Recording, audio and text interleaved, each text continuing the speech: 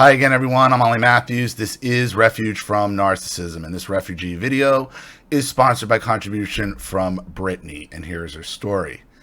Dear Ollie, hi, my name is Brittany. I'm 33, and I live in New York with my beloved and supportive husband and 3 beautiful children. I've been meaning to write to you for some time now, but I wanted to be able to send you a much-deserved donation, which is small, I'm sorry to say, but I sent it to you via PayPal. The work you've done is so wonderful, and it's amazing to see someone take their hardships through childhood and turn it into a sanctuary channel for others to learn from and heal their own inner child's traumas. Thank you so much for finding the strength, surviving, and being here for the rest of us. You're a true warrior. Well, thank you. I found you thanks to a friend who lives in Oregon. She is a river maid and introduced me to your channel as well as the term momster, which is very fitting of mothers like hers and mine.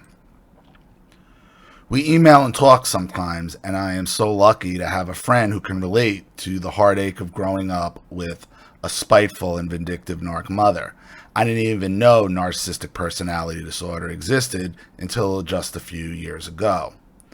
The other reason I wanted to write into your show was because I want to share my experience in beating my narc parent in court and potentially help others who may go through this too. Ooh, well, I'd be interested in that as well.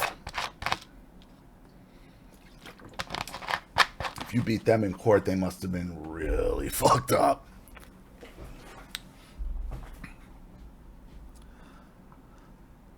But I will provide some backstory and info to it, especially because I would love to hear your insights on my coward father. He's an enabler, and after listening to so many of your videos, I haven't heard anyone describe their own fathers as having as little self-respect or backbone as my dad. The last time I heard my dad's voice was over the phone on a court conference call saying sheepishly, "I agree with my wife." Growing up sucked. I'm one of 6 children, with one older brother making me the oldest girl. My mother always favored her sons openly, disgustingly, and would pin all of my siblings against me. She would also sometimes go as long as 2 weeks without talking to me, which was somehow just as bad as being followed around the house and screaming at me. She was always a crazy mess. She would often call my dad at work and turn to tears. Okay, so your mother's a borderline. Okay, so your mother is typical borderline personality disorder 101. Okay. Turn to tears, totally make up a story about how unruly I was as I sat on the floor watching TV. And then he'd come home from work and hit us, me and my sister. So he's a coward. Now, when it comes to hitting his children, to hitting small children, he just can't stand up to his borderline histrionic piece of shit of a wife. Sound familiar? Yes, it does.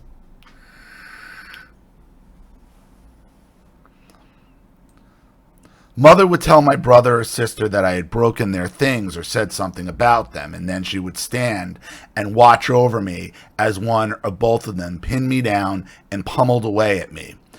I joined a lot of school activities just to avoid being home, like you, which worked out pretty well, except having to walk home 45 minutes in the winters because mom wouldn't let dad come pick me up. I tried to go to community college as soon as I graduated high school with an uncongratulated advanced regents diploma. Oh, uncongratulated advanced regents diploma. But my mother kept kicking me out of the house, and I had a hard time finding rides on my own. Once you hit 18 and you're out, they love that. Then they start to throwing you out of the house, threatening to throw you out of the house. It's all control. It's all to beat you down and destroy your future. That's why she does it. And why? You're the oldest girl. She's not going to let you have it better than her. Because I promise you, she regrets having to have 6 children.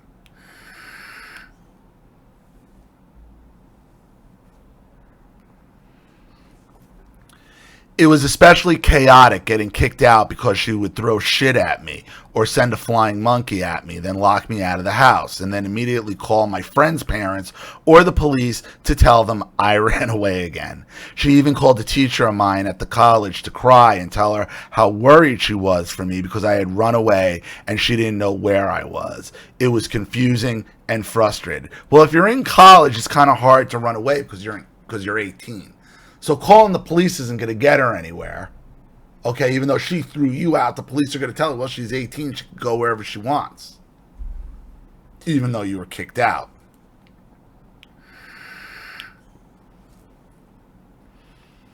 I eventually just dropped out, which is what she wanted in the first place, and moved in with a boyfriend and got a job.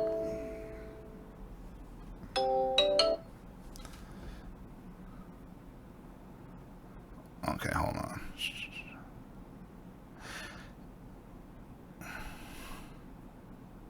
Okay, I'm sorry. I eventually dropped out, moved in with a boyfriend, and got a job and tried to go no contact. Mother found out where I lived. I'm sure my sister, who I thought was a close friend, told her my address and sent me a long letter about how disappointed she was in me. Those handwritten letters are just adorable, aren't they? For the sake of this letter, I will fast forward a bit. A few years and boyfriends after that letter, I was in a temporarily stable relationship with my daughter's father, who would later prove to be a malevolent drunk. I found out I was pregnant. My dad started visiting me once in a while, and I thought we had a great relationship. And my mother never learned to drive, so she couldn't pop over as much as she wanted to. She sent my brother and sister over uninvited, plenty though. It was annoying and disrespectful and invasive, but I always had one major boundary that they were absolutely forbidden to cross, and that was, don't ever try to come between me and my children. Now we're in the years of about 2012 to 2017. I would let them have my kids sleepovers sometimes, or go to the zoo all together, see Santa, or do festivals, typical family stuff. Especially after my relationship with my daughter's father ended, my mother offered to help constantly. She always had her games and schemes too, like scheming family reunions intentionally during the girls' visitation dates with their dad, or asking for help or rides when she knew I couldn't help, even calling doctors and setting up appointments she thought I needed to make for my girls. She even enrolled my oldest in school in her town because she wanted to have my daughter at her house every day, and I didn't even know about it until the school district called me to verify the information she submitted. I won't even get into the relentless undermining of my parental authority. I'm sure you're well aware of how that looks anyway. Yup. My husband now, Ron, and I knew we had to cap off all this insanity. We began slowly weaning my mother off my kids. I have always confronted her and called her out on every shitty thing she said or did, no matter how small. I just want to add that here. She always said I was the mean or mouthy one, but I always knew that was the reason. The narc hates it when you question their delusions of grandeur. He. So now it's 2018. My son is a baby, and my daughters have school, dance, art club, science club, piano lessons. I keep telling my mother things like, they don't have time to sleep over. We're doing trick-or-treating with our friends. You get too crazy on Christmas. I promise you I really said that to her, and it was hilarious. Good, because I can imagine how she acts. And we want to have Thanksgiving on our own now from now on. She would stare at me wide-eyed, deer in the headlights, whenever I confronted her, but her turmoil was building. When croc tears don't get them what they want, they rage instead. Now all three of my brothers still, in 2022, live at her house, do not have jobs, and are single. Yeah, they're all married to her. She's got 3 son husbands living with her, and a husband. One of my sisters are wheelchair bound and is nonverbal. My other sister, Elsia, is a jealous and angry narcissist herself.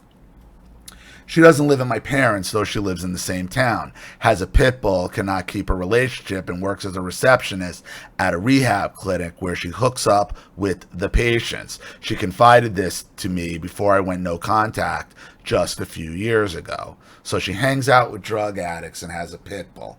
Oh, stay far away. In 2019, my sister was over, uninvited as usual, at my house. I reprimanded my oldest, and my sister started pinching her lower lip, scheming habit, while telling me I should never ever make my daughter feel bad or yell at her. I responded, yeah, she deserves it, but also she's fine. After saying that, my daughter walks in and sits right on top of me. She couldn't have cared less that I had just spoken firmly to her. My sister stares at me and looks me up and down, pinching that lip, and I said, she's my daughter, I'll talk to her as I need to. Sister stays a little longer, of course, helping herself to my refrigerator, then leaves. That evening, a police officer shows up at my house after the kids are in bed. The officer said they had to come in, that I threatened my kids, had a room full of garbage and no food in the house. My sister was the only person at the house that day, so I knew she had to be the one responsible for this bogus call. We let the officer in, which we did not have to do, and he assured us that they were going to drop the whole thing and did not even bother to call CPS. I had given him my daughter's father's number too, and he told the officer I would never hurt my kids. But me and Ron knew this was just the beginning of our fight. My sister and mother had a long history of calling CPS anonymously on people just to spite them. So we knew that would come next. I went to the police department to make a report and just document officially that I knew she was going to eventually make that call. Sure enough, CPS came to my house. I did not let them into my home. I stood on the porch and talked to them. I told them who made the call and that they'd probably gotten many anonymous calls from them. Of course, the case was unfounded and dropped. I will spare you the details of the conversations between Halloween and Christmas, but my sister had bragged about what she had done to me to a friend who called me and told me that she and my mother had called the police on me, but sister agreed to take the fall for it so I wouldn't cut my mother off. Well, if you knew they were both involved, who cares? Who cares who takes the fall?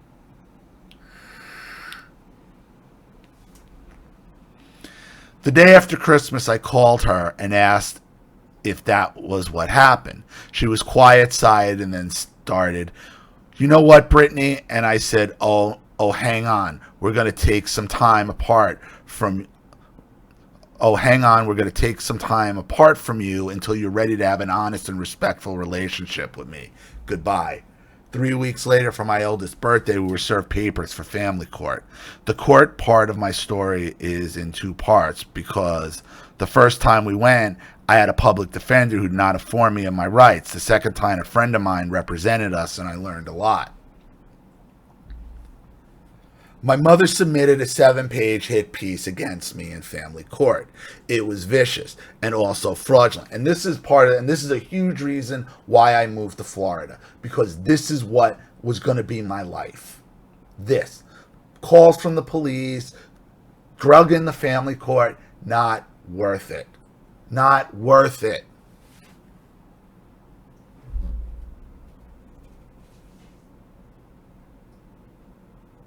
It was vicious and also fraudulent.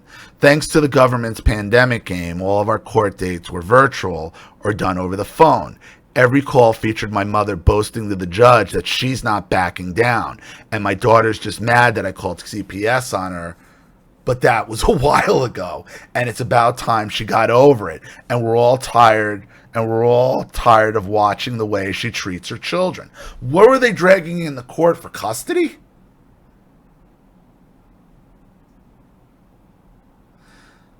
My parents were granted visitation 2 hours every other Sunday, which is a violation of mine and Ron's first, 6th, and 14th Amendments. Funnily enough, though, she may still be having visits even today if she can control herself. My mother petitioned again for more. She even blew off a few of the visits, and I logged everything. The second petition was for every weekend, Friday through Sunday at her home, overnight, every holiday, every school break holiday. That was when I contacted my friend and asked if there was anything we could do. Boy, was there ever. There's no such thing. I don't even understand. There's no such thing as grandparents' rights. They're very, very narrow. Very narrow. Grandparents' rights, okay, grandparents' rights only apply in situations of extreme circumstances, such as one or more of the parents being dead, or if the grandparents had ever had custody of the kids in the past. Furthermore, family courts lack subject matter jurisdiction and are not at liberty to rule based in equity.